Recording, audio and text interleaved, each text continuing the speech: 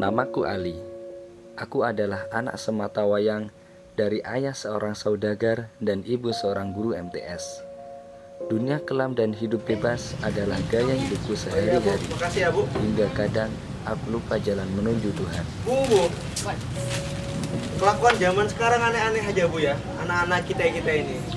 Iya, tapi kelakuan aneh-anehnya yang mana sih, Be? Ini loh, Bu. Lihat di koran ini loh. Liatin. Tadi Babe lihat di TV. Kelakuan anak-anak yang nggak karuan, yang nggak jelas sih, Bu.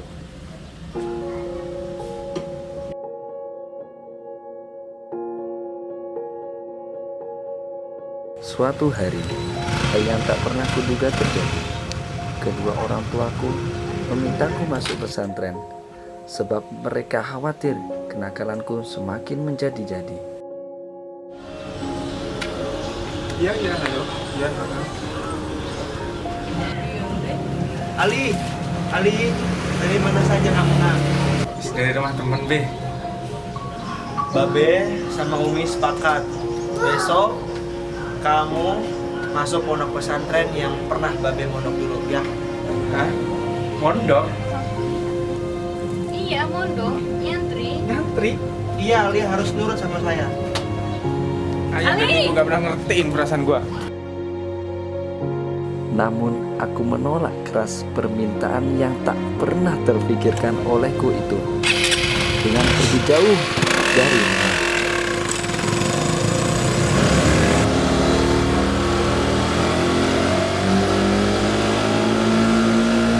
Babe sama Umi sepakat.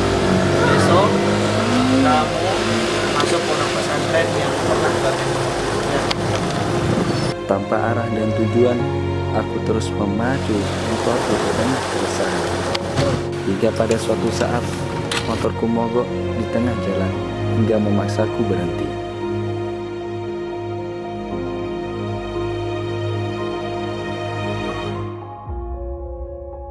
Di tengah kebingunganku, aku melihat 3 orang santri berjalan menuju masjid yang disambut senyum sapa oleh seorang ustadz.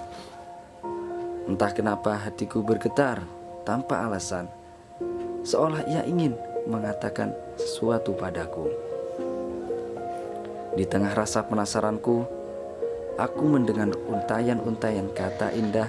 Jadi wahai santri-santriku, itulah pesan dari Imam Syafi'i kepada kita. Imam Syafi'i mengibaratkan orang yang berhijrah itu seperti air. Ketika air itu mengalir, maka air itu akan menjadi baik. Begitu pula dengan kalian. Ketika kalian berhijrah untuk menuntut ilmu, maka akan mendapatkan hal yang lebih berharga dari yang kalian dapatkan sekarang ini.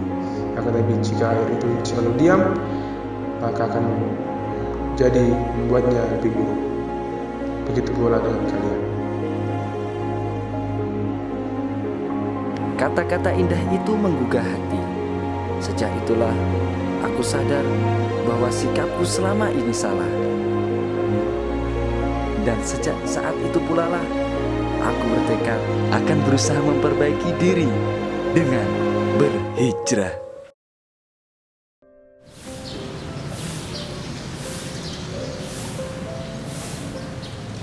Hari pertama, aku tak percaya bahwa aku berada di pesantren. Aku merasa kehilangan orang-orang yang aku cintai. Aku baru sadar, aku sangat membutuhkan mereka. Aku sangat merindukan mereka. Ya, ayah yang selalu menasihatiku dan ibu yang selalu menyayangiku.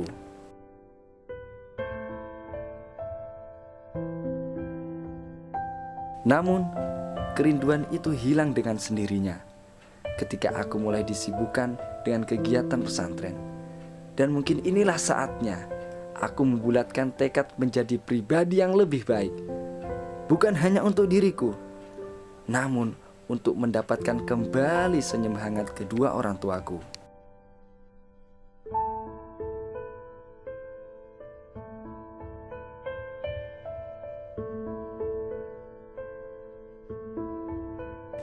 Siang dan malam, rasa kantuk dan lelah ku coba lawan demi lancarnya sebuah hafalan dan mengkaji kalam-kalam Tuhan yang kaya akan sastra dan fenomena alam.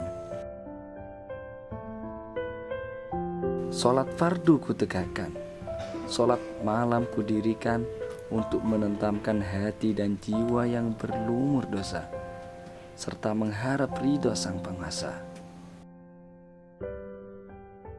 Sujud panjang penyesalan akan dosa, kehilafan, dan kesalahan yang telah aku lakukan.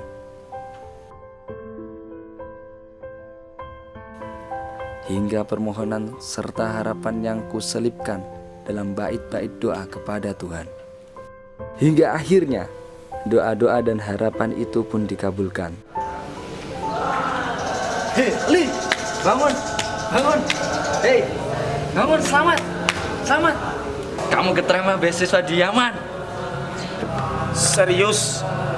Beneran? Alhamdulillah ya Allah. Selamat, selamat, selamat. Harapan dan doa untuk menuntut ilmu di negeri para aulia.